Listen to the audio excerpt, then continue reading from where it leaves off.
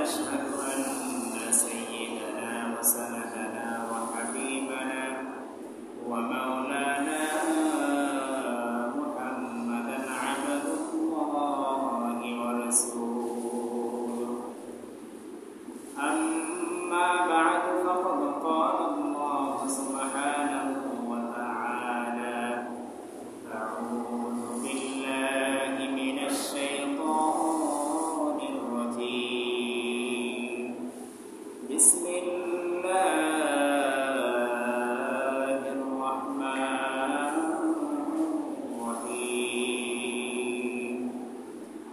حافظوا على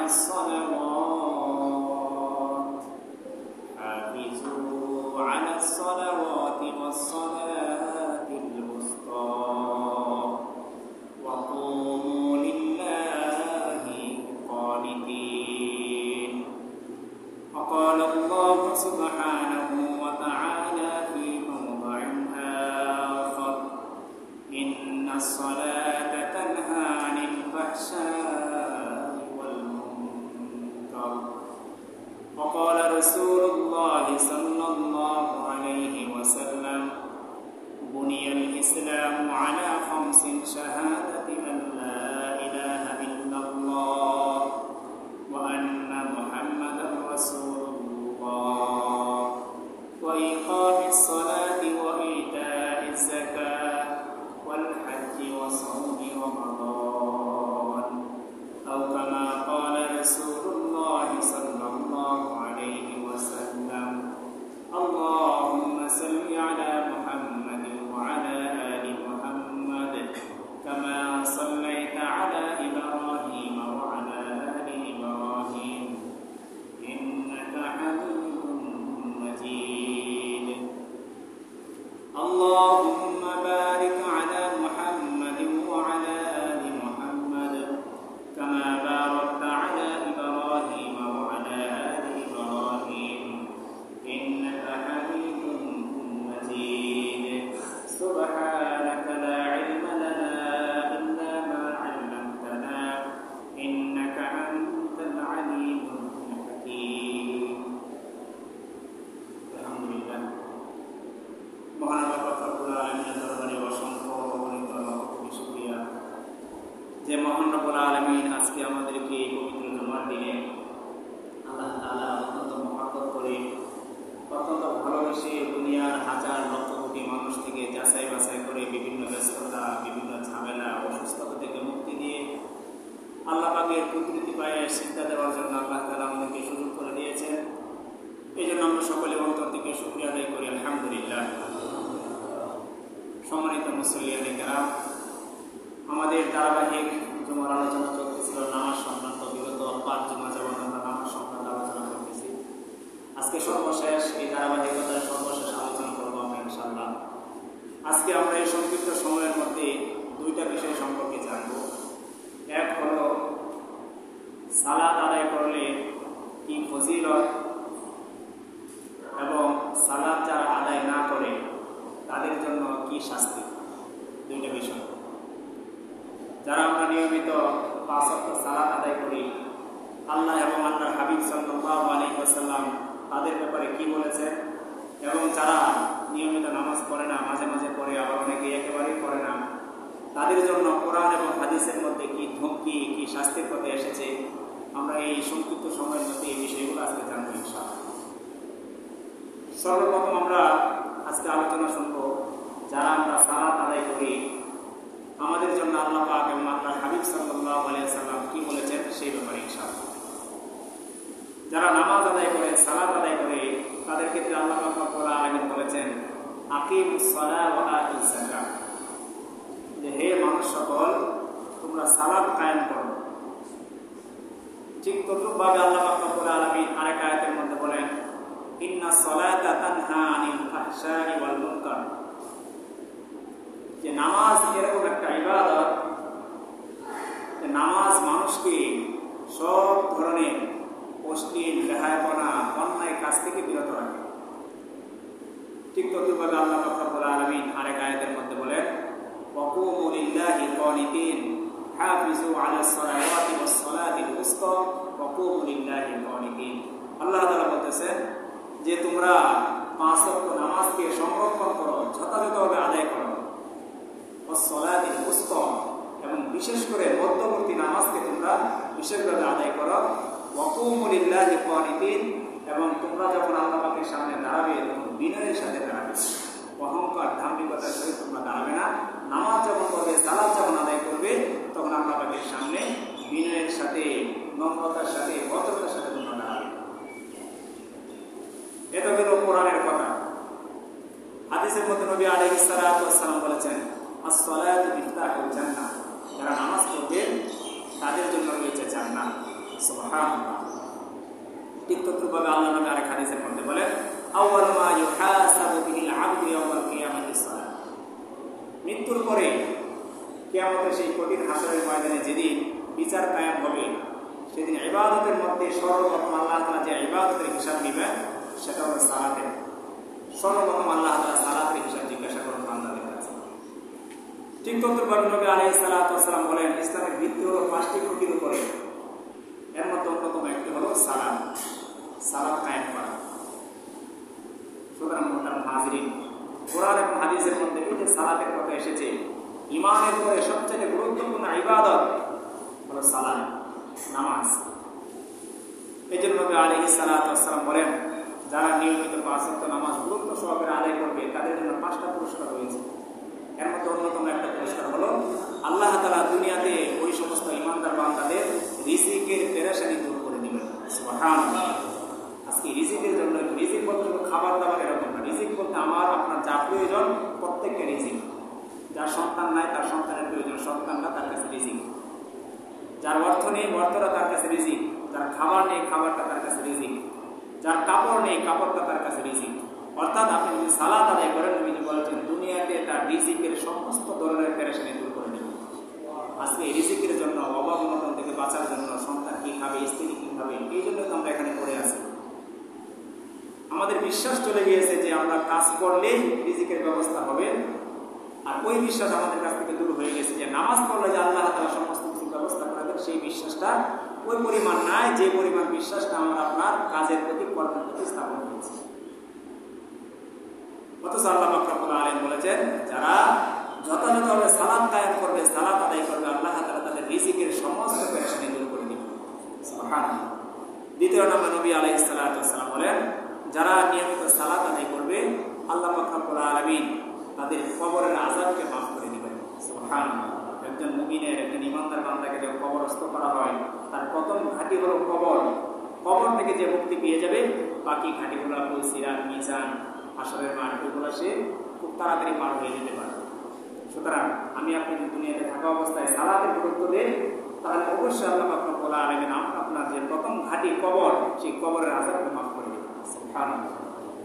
ঠিক তদ্রুপভাবে নবীজি বলেন, যারা সালাত আদায় করবে তাদের জন্য মৃত্যুর পরে তাদের যে আমল নামা, তাদের যে হিসাব নিকাশ, এটা ডান হাতে দেওয়া হবে, আর যারা জাহান্নামে হবে তাদের আমল নামা দেওয়া হবে বাম হাতে। তো মৃত্যুর পরে হাসরের সেই কঠিন ময়দানে যখন নামাজি ব্যক্তিদের আমল নামা ডান হাতে দেওয়া হবে, তখন অন্য হাসরবাসী বুঝতে পারবে যে এই লোকটা জান্নাতে। সুবহানাল্লাহ। ঠিক তদ্রুপভাবে নামাজ পড়লে আরেকটা পুরস্কার আছে 4 নম্বরে, সেটা হলো মৃত্যুর পরে যে সিরাত রয়েছে, হীরার চাইতে ধার, এরপরে চুলের চাইতে চিকন, এই যে তো সরু একটা বীজ বা একটা ফুল রয়েছে সিরাত, সেটাকে আল্লাহ পাক রব্বুল আলামিন চোখের পলকে ওই নামাজি ব্যক্তিকে পার করে দিবেন। সুবহানাল্লাহ। ঠিক তদ্রুপভাবে 5 নম্বর পুরস্কার নবীজি বলেন, যে ব্যক্তি গুরুত্ব সহকারে এই 5 ওয়াক্ত সালাতকে আদায় করবে, আল্লাহ পাক মৃত্যুর পরে বিনা হিসাবে তার জান্নাতের ব্যবস্থা করে দিবেন। আযাবের ফেরেশতারা যখন তাকে জিজ্ঞাসা করতে আসবে তার আমল নামার ব্যাপারে, তখন এই নেকির ফেরেশতারা তাদেরকে বাধা দিবে যে সে নামাজি, সে নামাজ গুরুত্ব সহকারে আদায় করেছে, তাকে প্রশ্ন করে তোমরা কষ্ট দিও না, আল্লাহ তাআলা তার ব্যাপারে জান্নাতের ফয়সালা করে দিয়েছে। সুবহানাল্লাহ। এই হলো নামাজি ব্যক্তিদের পুরস্কার। শুধু তাই নয়, প্রত্যেকটা নামাজ, আমরা যে 5 ওয়াক্ত নামাজ পড়ি, ফজরের নামাজের বিশেষ পুরস্কার রয়েছে, যোহরের, আসরের, মাগরিবের, এশার, প্রত্যেক নামাজের জন্য বিশেষ বিশেষ পুরস্কার রয়েছে। বিস্তারিত হাদিসের মধ্যে আলোচনা এসেছে। এক হাদিসের মধ্যে এসেছে, নবী আলাইহিস সালাতু ওয়াস সালাম বলেন, কোন নামাজি ব্যক্তিকে যখন কবরস্থ করা হয়, কবরে যখন রাখা হয়, তখন আল্লাহ পাক রব্বুল আলামিন ফেরেশতাদেরকে বলে, আফিসুহু মিনাল জান্নাহ, হে আমার ফেরেশতারা, আমার এই মুমিন বান্দার কবরের মধ্যে জান্নাতের বিছানা বিছিয়ে দাও। সুবহানাল্লাহ। শুধু তাই নয়, ওয়া আলবিসুহু মিনাল জান্নাহ, আমার এই বান্দাকে জান্নাতি পোশাক পরিধান করিয়ে দাও। শুধু তাই নয়, আমার এই বান্দার কবর থেকে একটা দরজা তুমি রেডি করে দাও জান্নাত পর্যন্ত, যে জান্নাত থেকে তার কবরের মধ্যে জান্নাতি হাওয়া আসতে থাকে। সুবহানাল্লাহ।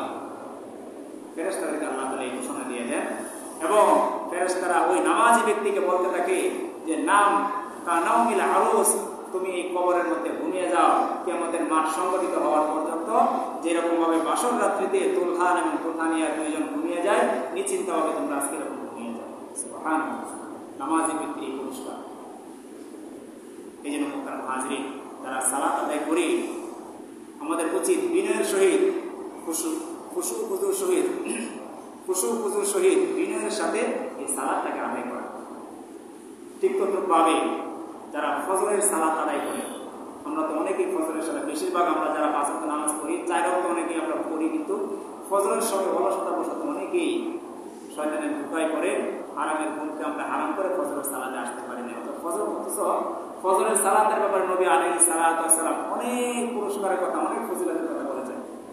এর মধ্যে অন্যতম একটা পুরস্কার নবী আলাইহিস সালাতু ওয়াস সালাম বলেন, যারা ফজরের সালাত আদায় করবে আল্লাহ তাআলা ওই সমস্ত ফজরের সালাত আদায়কারী ব্যক্তিদের নাম মুনাফিকের খাতা থেকে কেটে দেবেন। সুবহানাল্লাহ। একমাত্র মুনাফিকদের জন্য এই ফজরের সালাত করাটা কঠিন হয়, ঈমানদারদের জন্য ফজরের সালাত করা ওরকম কঠিন না। সুতরাং যারা ফজরের সালাত আদায় করবে তারা খাঁটি মুমিনে পরিণত হবে। ঠিক তদ্রুপভাবে নবীজি বলেন, যারা ফজরের সালাত আদায় করবে তারা আল্লাহ পাকের জিম্মাদারিতে চলে যায়, আল্লাহ পাকের দায়িত্বে চলে যায়। আল্লাহ পাক তার সমস্ত রক্ষণাবেক্ষণ করবেন, তার বিপদ আপদ বালা মুসিবত সুখ শান্তি সমস্ত কিছু দেখাশোনা আল্লাহ তাআলা করবেন। আল্লাহ যদি কারো রাহবার হয়ে যায়, কারো তদারকি করে, তার তো কোনো চিন্তাই নেই, কোনো প্যারাশানি নেই। সুতরাং যারা ফজরের নামাজটা মিস করবে ওই দিনের জন্য আল্লাহ পাকের পক্ষ থেকে তাদের জিম্মাদারি চলে যাবে, আল্লাহ পাক তার জিম্মাদারি নেবেন। কিন্তু যারা ফজরের সালাতটাকে আদায় করবে আল্লাহ তার জিম্মাদারি নেবেন, আল্লাহ তার দায়িত্ব নিয়ে নেবেন। ঠিক তদ্রুপভাবে নবীজি বলেন যে দিনের 2 সময়ে ফেরেশতারা প্রত্যেকটা মানুষের কাছে আছে নামাজের হিসাব নেওয়ার জন্য। এক হলো ফজরের সময়, আরেক হলো আসরের সময়। যে ফেরেশতারা আসরের সময় আসে তারা ফজর পর্যন্ত ওই ব্যক্তির সাথে থাকে এবং আসরের সময় যে ফেরেশতারা আসে আয়েশা ওই ফজরের সারা রাত যে ফেরেশতারা ছিল তাদের সাথে সাক্ষাৎ হয়। সাক্ষাৎ হওয়ার পরে সারা রাতের ফেরেশতারা আল্লাহ পাকের কাছে চলে যায়। আল্লাহ পাক তো জানেই বান্দা কি করে না করে, তারপরে ফেরেশতাদেরকে জিজ্ঞাসা করে যে আমার বান্দাকে তুমি কি অবস্থায় দেখে এসেছো। তো রাতের ফেরেশতারা আল্লাহর কাছে যখন ফিরে যায় ফজরের সময়, তখন তারা আল্লাহর কাছে গিয়ে বলে যে আমি আপনার বান্দাদেরকে নামাজরত অবস্থায় দেখে এসেছি। সুবহানাল্লাহ। নামাজের সাক্ষী দেন। যে ফেরেশতারা নামাজের সাক্ষী দেয় যার ব্যাপারে তার কোনো চিন্তা, তার কোনো প্যারাশানি থাকতে পারে না। সুতরাং ফজর এবং আসরের নামাজের গুরুত্ব অনেক বেশি। এই 2 সময়ে যেহেতু ফেরেশতারা উদল বদল হয়, ফেরেশতারা একদল ফেরেশতা আসে, আরেক দল ফেরেশতা চলে যায়, তো ফেরেশতারা যার ব্যাপারে সাক্ষী দিবে তার জন্য নবী আলাইহিস সালাতু ওয়াস সালাম বলেছেন জান্নাতের প্রত্যেকটা দরজা তার জন্য খোলা থাকবে। সুবহানাল্লাহ। ঠিক তদ্রুপভাবে নবীজি বলেন, যারা ফজরের সালাত আদায় করবে, এশার সালাত আদায় করার পরে ঘুমিয়ে যাবে এবং ফজরের সালাত গুরুত্ব সহকারে আদায় করবে, তারা সারা রাত সালাত আদায় করলে, নফল সালাত বা তাহাজ্জুদ আমরা যেটা বলে থাকি, সেটা আদায় করলে যে পরিমাণ সওয়াব হতো, ঠিক তদ্রুপভাবে এশার নামাজকে জামাতের সহিত আদায় করার পরে আবার যদি ফজরের নামাজটা জামাতের সহিত আদায় করে সারা রাত নফল সালাত পরিমাণ যে পরিমাণ সওয়াব হতো সেই পরিমাণ সওয়াব আল্লাহ পাক তার আমলনামায় দিয়ে দিবেন। সুবহানাল্লাহ। এই জন্য ফজরের নামাজের এত গুরুত্ব। ঠিক তদ্রুপ নবী আলাইহিস সালাতু ওয়াস সালাম বলেন, মৃত্যুর পরে যারা ফজরের সালাতকে গুরুত্ব সহকারে আদায় করবে তারা আল্লাহ পাকের দর্শন দিদার লাভ করবে।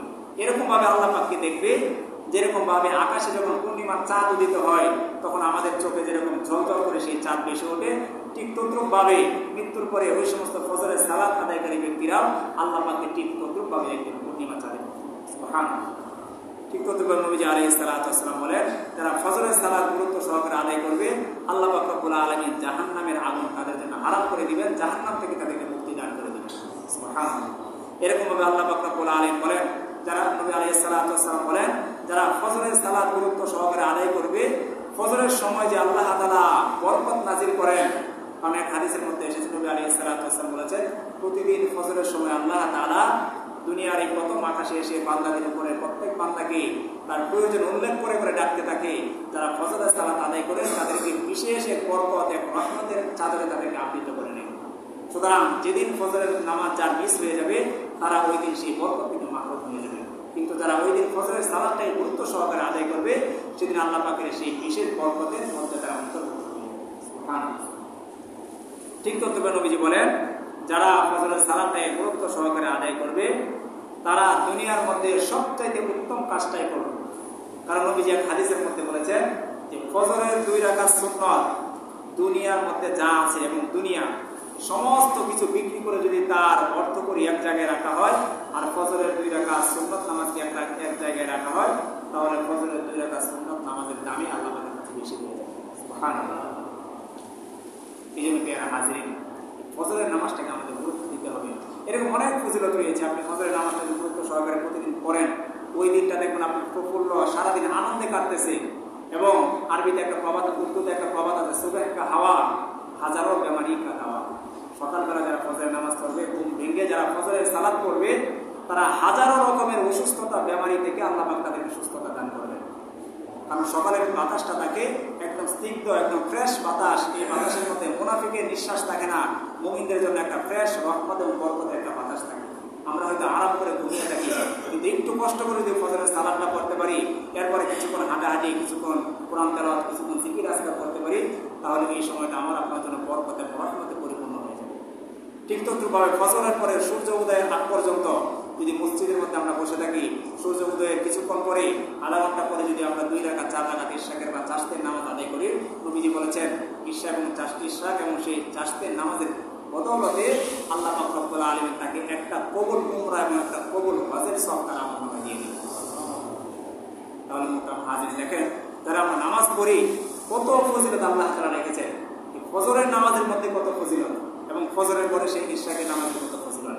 ঠিক তদ্রুপভাবে আল্লাহ পাক রব্বুল আলামিন আমাদের উপরে যে 5 ওয়াক্ত নামাজ ফরজ করেছেন, দ্বিতীয় যে নামাজ যোহরের নামাজ, আল্লাহ পাক যখন জিবরাইলকে পাঠিয়েছিলেন নবীজিকে নামাজ শিক্ষা দেওয়ার জন্য, নবী আলাইহিস সালাতু ওয়াস সালামকে এসে জিবরাইল কাবা চত্বরে সর্বপ্রথম যোহরের নামাজের প্রশিক্ষণ দিয়েছিলেন। এবং নবী আলাইহিস সালাতু ওয়াস সালাম যখন মেরাজ থেকে ফিরে এসেছিলেন, মেরাজ থেকে ফিরে আসার পর উনি সর্বপ্রথম যে সালাত আদায় করেছিলেন সেটা ছিল যোহরের নামাজ। নবীজি এক হাদিসের মধ্যে বলেছেন, তোমরা যোহরের নামাজকে গরমকালে ঠান্ডা করে পড়ো, কারণ গরমের সময় যে গরমের তীব্রতা বেড়ে যায় বা শীতের সময় যে শীতের তীব্রতা বেড়ে যায়, এটা জাহান্নামের 2টা শ্বাস। আমরা তো অনেকের ধারণা জাহান্নামে শুধু আগুন দিয়ে শাস্তি দেওয়া হবে, না, এরকম না। বিষয়টা হাদিসের মধ্যে এসেছে শীতের মাধ্যমে জাহান্নামে শাস্তি দেওয়া হবে। আমরা শীতকালে যে প্রবল যে আমরা শীতে অনুভব করি, সেই শীতটাও জাহান্নামের একটা উষ্ণতা থেকে আসে। গরমটা যেরকম জাহান্নাম থেকে আসে, শীতের এই প্রভাবটাও জাহান্নাম থেকে আসে। এই জন্য পেয়ারা হাজরিন, যোহরের নামাজটা অনেক সময় গ্রীষ্মকালে পড়তে অনেক কষ্ট হয়। আল্লাহ নবী বলেছেন যে ইবাদত আদায় করতে যত কষ্ট হয়, সে ইবাদতের নেকির পরিমাণ আল্লাহ পাক তার কাছে বান্দাদের জন্য বেশি পরিমাণে দিয়ে দেন। সুবহানাল্লাহ। ঠিক তদ্রুপভাবে যারা যোহরের সালাত আদায় করার ক্ষেত্রে যোহরের পূর্বে 4 রাকাত এবং যোহরের ফরজ নামাজের পরে 2 রাকাত সুন্নাত আদায় করে নবী আলাইহিস সালাতু ওয়াস সালাম বলেন, জান্নাতে তাদের জন্য একটা স্পেশাল ঘর তৈরি করা হয় এবং জাহান্নামের যে দরজাগুলো তাদের জন্য সম্পূর্ণভাবে বন্ধ করে দেওয়া হয়। এগুলো হলো যোহরের নামাজ, যোহরের ফরজ এবং যোহরের সুন্নাতের ফজিলত। ঠিক তদ্রুপভাবে আসরের নামাজের ক্ষেত্রে আল্লাহ নবী আলাইহিস সালাতু ওয়াস সালাম বলেছেন, আসরের নামাজটা অনেক গুরুত্বপূর্ণ। নবীজি বলেছেন, তোমরা 2 ঠান্ডার নামাজকে গুরুত্ব সহকারে আদায় করো। মুহাদ্দিসিন কেরাম ব্যাখ্যা করেছেন, 2 ঠান্ডার নামাজ হলো, এক হলো ফজরের নামাজ, আরেক হলো সূর্য ডোবার আগ মুহূর্তে আসরের নামাজ। ঠিক তদ্রুপে নবী আলাইহিস সালাতু ওয়াস সালাম বলেন, তোমরা সূর্য ওঠা এবং সূর্য ডোবার যে 2 নামাজ রয়েছে, ওই 2 নামাজের গুরুত্ব দান করো। কেননা ওই 2 নামাজকে যারা গুরুত্ব দান করবে, আল্লাহ পাক রব্বুল আলামিন তাদের জন্য জান্নাতকে অবধারিত করে দেন। সুবহানাল্লাহ। ঠিক তদ্রুপে আল্লাহ তাআলা কোরআনের মধ্যে বলেছেন, হাফিজু আলাস সালাওয়াতি ওয়াস সালাতিল উসতা, যে তোমরা 5 ওয়াক্ত নামাজে গুরুত্ব সহকারে আদায় করো, বিশেষ করে ওয়াস সালাতিল উসতা, মধ্যবর্তী নামাজকে। এখানে মধ্যবর্তী বলতে মুহাদ্দিসিন কেরাম অনেক ব্যাখ্যা করেছেন। সবচেয়ে গুরুত্বপূর্ণ ব্যাখ্যা হলো মধ্যবর্তী নামাজ হলো আসরের নামাজ। কারণ আসরের নামাজের পূর্বে হলো 2 ওয়াক্ত নামাজ ফজর এবং যোহর, এবং আসরের নামাজের পরে হলো 2 ওয়াক্ত নামাজ মাগরিব এবং ঈশা। সুতরাং এখানে যে আল্লাহ তাআলা মধ্যবর্তী নামাজ বলেছেন সেটা হলো আসরের নামাজ। সুতরাং আসরের নামাজ অনেক গুরুত্বপূর্ণ, কারণ সারাদিন কাজ করার পরে দেখা যায় দিন মজুর বা চাকরিজীবী যারা রয়েছে আসরের সময় সারাদিন কাজ করার কারণে আসরের সময় একটা ক্লান্তি ভাব চলে আসে, তখন আসরের নামাজটা পড়া অনেক কষ্টসাধ্য হয়ে যায়। এই জন্য আসরের নামাজের এত গুরুত্ব এসেছে হাদিস এবং কোরআনে। ঠিক তদ্রুপ মোহতারাম হাজরিন, মাগরিবের নামাজের বিশেষ কিছু ফজিলত রয়েছে। যারা মাগরিবের সালাত আদায় করে, নবী আলাইহিস সালাতু ওয়াস সালাম বলেন, আল্লাহ তাআলা বলেছেন কোরআন এবং কোরআনের মধ্যে যে তোমরা সকাল এবং সন্ধ্যায় নামাজের মাধ্যমে আল্লাহ পাকের স্মরণ করো এবং গুরুত্ব সহকারে তোমরা মাগরিবের সালাতকে আদায় করো। কারণ নবী আলাইহিস সালাতু ওয়াস সালাম বলেছেন, যারা মাগরিবের 2 রাকাত সুন্নাত নামাজ গুরুত্ব সহকারে আদায় করবে, আল্লাহ পাক রব্বুল আলামিন জান্নাতে তাদের জন্য স্পেশাল মেহমানদারির ব্যবস্থা করে থাকেন। সুবহানাল্লাহ। এবং নামাজের পরে মাগরিবের সেই 2 রাকাত সুন্নাত নামাজের পরে আরো 4 রাকাত তাওয়াবিন বা নফল নামাজ আমরা পড়তে পারি, এটা বিশেষ ফজিলত রয়েছে। সুতরাং প্রত্যেকটা নামাজের ক্ষেত্রে নবী আলাইহিস সালাতু ওয়াস সালাম বিশেষ বিশেষ ফজিলতের বর্ণনা দিয়েছেন। ঠিক তদ্রুপভাবে এশার নামাজের ক্ষেত্রে নবী আলাইহিস সালাতু ওয়াস সালাম বলেন, যারা এশার নামাজ জামাতের সহিত আদায় করবে, এরপরে অন্য কোনো কিছু কাজ না করে, কথাবার্তা না বলে, অপ্রয়োজনীয় কাজ পরিত্যাগ করে ঘুমিয়ে যাবে, নবী আলাইহিস সালাতু ওয়াস সালাম বলেন, সেই অর্ধরাত পর্যন্ত যদি দাঁড়িয়ে নফল নামাজ বা তাহাজ্জুদের নামাজ আদায় করতো, যে পরিমাণ সওয়াব হতো, এশারের নামাজটা জামাতের সহিত পড়ার কারণে অর্ধরাত নামাজ পড়ার পরিমাণ সওয়াব আল্লাহ তাআলা আমল দিয়ে দেন। কয়টা ফজিলত আমরা মনে রাখবো? এই যে এত ফজিলত, যারা নামাজ পড়ে না তারা তো এই সমস্ত বিষয় থেকে বঞ্চিত। আপনি এশার নামাজ জামাতের সাথে পড়বেন, সেটার সওয়াব তো অবশ্যই পাবেন।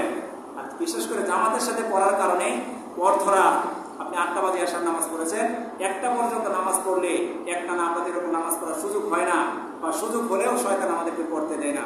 কিন্তু এশার নামাজটা জামাতের সাথে পড়ার কারণে আল্লাহ নবী বলেছেন, অর্ধরাত পর্যন্ত নামাজ পড়লে যে পরিমাণ সওয়াব হতো সেই পরিমাণ সওয়াব তাকে দিয়ে দেন। সুবহানাল্লাহ। ঠিক তদ্রুপভাবে নবী আলাইহিস সালাতু ওয়াস সালাম বলেন, এশার নামাজটা জামাতের সাথে পড়ার পরে সে ঘুমিয়ে গেল, আবার ফজরের সময় যখন মুয়াজ্জিন ফজরের নামাজে তাকে ডাকলো, ফজরের নামাজটাও সে জামাতের সহিত পড়ল, তখন দেখা যাবে যে তখন শুধু অর্ধরাত না, পুরা রাত সে নামাজ পড়লে যে পরিমাণ সওয়াব হইতো সেই পরিমাণ সওয়াব আল্লাহ তাআলা তার আমলনামায় দিয়ে দেন। তো ফজিলত। এই জন্য প্রিয় ভাইরা, নামাজ যারা পড়ি না আমাদের উচিত 5 ওয়াক্ত নামাজ গুরুত্ব সহকারে পড়া এবং বিশেষ করে জামাতের সাথে নামাজগুলো পড়ার চেষ্টা করা। কারণ এক হাদিসের মধ্যে এসেছে, যারা একা একই নামাজ পড়ে আর যারা জামাতে নামাজ পড়ে, একা একই নামাজ পড়ানোওয়ালা ব্যক্তির চাইতে জামাতে নামাজ পড়ানোওয়ালা ব্যক্তিরা 27 গুণ সওয়াব বেশি অর্জন করতে পারে। সুবহানাল্লাহ। নবীজি বলেছেন, যদি কারো বাড়ির সামনে এরকম একটা পুকুর থাকে আর সেই দৈনিক পুকুরের মধ্যে 5 বার গোসল করে, তাহলে তার শরীরে যেরকমভাবে কোনো ময়লা থাকতে পারে না, ঠিক তদ্রুপভাবে কোনো ব্যক্তি যদি দৈনিক 5 ওয়াক্ত নামাজ আদায় করে, সালাত আদায় করে, তাহলে আল্লাহ পাক রব্বুল আলামিন ঠিক তদ্রুপভাবে তার সমস্ত সগীরা গুনাহ আল্লাহ তাআলা মাফ করে দেন। শুধু তাই না, নবীজি আর হাদিসের মধ্যে বলেছেন, এক রমজান থেকে আরেক রমজান, এক জুমা থেকে আরেক জুমা, এক নামাজ থেকে আরেক নামাজ, অর্থাৎ আজকে যারা ফজরের সালাত করেছে, এখন আমরা জুমার সালাত করতে আসছি, এই যে মধ্যবর্তী সময়ের মধ্যে যে সগীরা গুনাহগুলো হয়েছে, অথবা যে রমজান মাস চলে গেছে, এই রমজান থেকে আরেক রমজান পর্যন্ত আমরা যে সগীরা গুনাহগুলো করবো, অথবা আগামী জুমায় আমরা যারা সালাত করেছি জুমার নামাজ এবং এই জুমায় আসছি, এই যে 1 সপ্তাহ মধ্যবর্তী সময়ের মধ্যে যে পরিমাণ সগীরা গুনাহ আমার আপনার হয়েছে, আজকের জুমার বদৌলতে আল্লাহ তাআলা এই মধ্যবর্তী 1 সপ্তাহ সমস্ত সগীরা গুনাহকে মাফ করে দিবেন। সুবহানাল্লাহ।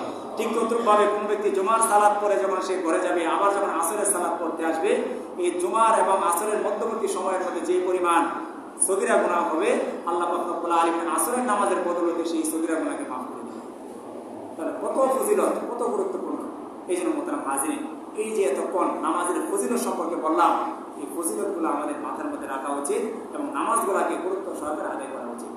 এখন আসেন আমরা সংক্ষিপ্ত সময়ের মধ্যে নামাজ যারা আমরা না পড়ি বা পড়লেও দেখা যায় যে গুরুত্ব সহকারে পড়ি না, এক ওয়াক্ত পড়লে আর এক ওয়াক্ত পড়ি না, অনেকে দেখা যায় যে অমনোযোগিতার সাথে পড়ি এবং অনেকে দেখা যায় যে লোক দেখানো নামাজ পড়ি, তাদের জন্য কি শাস্তি? এতক্ষণ তো মজার কথা বললাম, জান্নাতে এরকম নামাজ পড়লে এই মজা, কিন্তু যারা নামাজ পড়বে তাদের জন্য কঠিন সাজাও রয়েছে। হাদিসে আল্লাহ পাক রব্বুল আলামিন কোরআনের মধ্যে বলেছেন, ফাওয়াইলুল লিল মুসাল্লিন, মুসল্লিদের জন্য আল্লাহ তাআলা ওয়াইল নামক জাহান্নাম রেখেছেন। ওয়াইল নামক জাহান্নাম হলো যে জাহান্নামের মধ্যে আপনি একটা জিনিস ছেড়ে দিবেন, 40 বছর লাগবে এটা নিচে যায় পড়তে, এত গভীর। আর আল্লাহ তাআলা ওই নামাজি ব্যক্তিদেরকে ওখানে দিয়ে দিবেন। আর যারা নামাজ পড়ে না তাদেরকে তো বলাই লাগে না, যারা নামাজ পড়ে ফাওয়াইলুল লিল মুসাল্লিন আল্লাযীনা হুম আন সালাতিহিম সাহুন, নামাজ পড়ে কিন্তু নামাজের মধ্যে উদাসীন একটা ভাব, তাড়াহুড়া, রুকু ঠিক নাই, সিজদা ঠিক নাই, কওমা ঠিক নাই, বৈঠক ঠিক নাই, কওমা ঠিক, কিচ্ছু ঠিক নেই, নামাজ ঠিকই পড়তেছে, তাড়াহুড়া, তাদের জন্য এই ওয়াইল নামক জাহান্নাম। এরপর আল্লাহ তাআলা বলেন আল্লাযীনা হুম ইরাউন, এবং যারা লোক দেখানোর জন্য নামাজ পড়ে, মানুষকে দেখানোর জন্য, হুজুরে দেখে ফেললে হুজুরে শাস্তি দিবে, অমুকে শাস্তি দিবে, মা বাবাকে রাজি খুশি করার জন্য, মানুষকে দেখানোর জন্য যারা সালাত আদায় করবে তাদেরকে আল্লাহ তাআলা ওয়াইল নামক জাহান্নামের মধ্যে দিয়ে দিবেন। আর যারা নামাজ একেবারে পড়ে না তাদের কথা তো বলাই লাগে না। আল্লাহ নবী সাল্লাল্লাহু আলাইহি ওয়াসাল্লাম হাদিসের মধ্যে বলেন বাইনাল আবদি ওয়াল কুফরি তারকুস সালাত, একজন সাধারণ মানুষ আর একজন কাফেরের মধ্যে পার্থক্য হলো নামাজ ছেড়ে দেওয়া। ঠিক তদ্রুপভাবে মান তারাকা সালাত মুতাআম্মিদান ফাকাদ কাফারা, নবীজি বলেছেন যারা ইচ্ছাকৃতভাবে এক ওয়াক্ত নামাজ ছেড়ে দিবে সে কাফের হয়ে গেল। এত ধমকি এসেছে হাদিসের মধ্যে। শুধু তাই নয়, নবী আলাইহিস সালাতু ওয়াস সালামের জামানায় সাহাবায়ে কেরাম অন্য কোনো ইবাদত ছেড়ে দেওয়াকে তারা কাফের মনে করতেন না, কিন্তু নামাজ ছেড়ে দেওয়াকে তারা কাফের মনে করতেন। কোন সাহাবী যদি হজ না করতো তারা এটা মনে করতেন না যে সে কাফের হয়ে গেছে, বরং মনে করতেন সে একটা বড় গুনাহ করেছে। কোন লোক যদি যাকাত না দিত তারা মনে করতো যে সে কাফের হয় না, কিন্তু বড় একটা গুনাহ করেছে। কোন ব্যক্তি যদি রমজান মাসে রোজা না রাখতো সাহাবায়ে কেরাম মনে করতেন সে কাফের হয় নাই, কিন্তু বড় একটা গুনাহের কাজ করেছে। কিন্তু কোন লোক যদি নামাজ ছেড়ে দিত সাহাবায়ে কেরাম মনে করতো সে কাফের হয়ে গেছে। নামাজের উপরে এত গুরুত্ব এসেছে। ঠিক তদ্রুপভাবে হাদিসের মধ্যে এসে নবী আলাইহিস সালাতু ওয়াস সালাম বলেছেন সবচাইতে নিকৃষ্ট চোর, সবচাইতে নিম্নমানের চোর হলো নামাজ চোর। সাহাবায়ে কেরাম জিজ্ঞাসা করলেন যে নামাজের মধ্যে আবার কিভাবে চুরি করে? আল্লাহর রাসূল নবীজি বললেন যারা নামাজ পড়ে ঠিক, কিন্তু নামাজের মধ্যে তার রুকু ঠিক নেই, তার সিজদা ঠিক নেই। রুকুতে যাওয়ার পরে মোরগের মতো ঠুকর দিয়ে আবার সে মাথা থেকে উঠিয়ে গেল। সিজদাতে যাওয়ার পরে এক সিজদা দেওয়ার পর সোজা হয়ে সে না বসে আবার দ্বিতীয় সিজদাতে চলে যায়। নামাজের মধ্যে একটা তাড়াহুড়া ভাব, নামাজের মধ্যে রুকু সিজদা ঠিক মতো আদায় করে না, সেই হলো সবচেয়ে বড় চোর, সবচেয়ে বড় নিকৃষ্ট চোর, আর সেই হলো নামাজ চোর। এই জন্য পেয়ারা হাজরিন, সাহাবায়ে কেরাম নামাজের ক্ষেত্রে এত গুরুত্ব দিয়েছেন। আবার যখন কোনো বেনামাজিকে কবরের মধ্যে রাখা হয়, নবীজি বলেছেন কবরে রাখার সাথে সাথে আল্লাহ পাক রব্বুল আলামিন ফেরেশতার মাধ্যমে তার কবরের মধ্যে আগুন জ্বালিয়ে দেন। সে ডানে তাকাবে, বামে তাকাবে, উপরে নিচে সব জায়গায় সে আগুন দেখতে পাবে। শুধু তাই নয়, বেনামাজিকে যখন কবরে রাখা হয় কবর এত জোরে একটা চাপ দেয়, হাদিসের মধ্যে এসেছে নবীজি সাহাবায়ে কেরামকে দেখিয়েছেন পাঁজরের হাড়গুলা একটা আরেকটার মধ্যে এরকম ভাবে ঢুকেছে, এত জোরে চাপ দেয় বেনামাজির কবরের মধ্যে। শুধু তাই নয়, যখন তাকে কবরে রাখা হবে তখন আল্লাহ তাআলা ফেরেশতাদেরকে বলবেন আলবিসুহু মিনান নার, এই বেনামাজির কবরের মধ্যে তার শরীরের মধ্যে জাহান্নামের আগুনের পোশাক পরিয়ে দাও। শুরুতে বলেছিলাম যারা নামাজ পড়বে তাদেরকে জান্নাতের পোশাক পরিয়ে দেওয়া হয়েছিল, কিন্তু যারা নামাজ পড়বে না তাদেরকে জাহান্নামের পোশাক, আগুনের পোশাক পরিয়ে দেওয়া হবে। ওয়াফিসুহু মিনান নার, এবং তার কবরের মধ্যে জাহান্নামের আগুনের বিছানা বিছিয়ে দাও, এবং তার কবর থেকে একটা দরজা, একটা জানালা রেডি করো, যে জানালা দিয়ে, যে দরজা দিয়ে জাহান্নাম থেকে জাহান্নামের আগুনের তাপ তার কবরের মধ্যে আসতে পারে। নাউযুবিল্লাহ। শুধু তাই নয়, বিশেষ 3টা শাস্তির কথা এসেছে যারা নামাজ পড়বে না। এই কথাগুলো একটু গুরুত্ব সহকারে শোনা উচিত, আমাদের মনে রাখা উচিত। আমরা অনেকে নামাজ পড়ি না, চোখ দিয়ে পানি আসা উচিত যে কি শাস্তি আল্লাহ তাআলা রেখেছেন। এতক্ষণ তো জান্নাতের আলোচনা হয়েছে, সাহাবায়ে কেরাম যখন এরকম আলোচনা হতো, জান্নাতের আলোচনা হলে ওনারা প্রফুল্ল হতেন, কিন্তু জাহান্নামের আলোচনা যখন হতো ওনারা কেঁদে, ওনাদের দাড়ি, ওনাদের বুক ভিজে যেত। তো নবী আলাইহিস সালাতু ওয়াস সালাম বলেন, শেষ করে দিচ্ছি সংক্ষেপে, যে বেনামাজিকে যখন কবরে রাখা হবে তাকে স্পেশাল 3টা শাস্তি দেওয়া হবে। এক হলো তার কবরের মধ্যে আগুন ধরিয়ে দেওয়া হবে, এবং তার কবরের মধ্যে এরকমভাবে চাপ দেওয়া হবে, শুরুতে যেটা বলেছি, এক পাশের হাড় আর এক পাশের হাড়ের ভিতরে ঢুকে যাবে। ঠিক তদ্রুপভাবে সর্বশেষ তাকে যে শাস্তিটা দেওয়া হবে, তার কবরের মধ্যে একটা অজগর সাপ দেওয়া হবে, যে সাপের চোখগুলো হবে আগুনের, সাপের নখগুলো হবে লোহার। সাহাবায়ে কেরাম প্রশ্ন করলেন সাপের নখগুলো কিরকম হবে? নবীজি বললেন নখগুলো হবে লোহার, এবং এই নখগুলো এত বড় হবে যে কোনো ব্যক্তি একদিন সফর করলে যত পরিমাণ যেতে পারবে, সাপের নখগুলো হবে এত পরিমাণ লম্বা। তাহলে আন্দাজ করে সাপটা কতটুকু বড় হবে। এই সাপটাকে দংশন করবে, মাটির নিচে চলে যাবে, আর জাহান্নামের ওই সাপের নখ থাকবে, সে নখ দিয়ে আবার ওই বেনামাজিকে মাটির নিচ থেকে ঘুরে ঘুরে বের করবে টেনে। এই মেয়েরা হাজির, যারা নামাজ পড়ি না, এখন থেকে আমরা নামাজ পড়বো, ঠিক তদ্রুপভাবে আরেকজন মালিক ফেরেশতা থাকবে যে লোহার ডান্ডা তার হাতে থাকবে, বেনামাজিকে এই ডান্ডা দিয়ে এসে শাস্তি দিকে ফিরে দেবে। আল্লাহ পাক রব্বুল আলামিন আমাদেরকে এই কথাগুলো মনে রাখার তৌফিক দান করেন এবং গুরুত্ব সহকারে যারা নামাজ পড়ি তারা যেন গুরুত্ব সহকারে পড়তে পারি। আর যারা একেবারে নামাজ পড়ি না, এখন থেকে আমরা মনোবলকে দৃঢ় করি, প্রতিজ্ঞা করি যে আর জীবনে কখনো নামাজ ছাড়বো না। আল্লাহ পাক রব্বুল আলামিন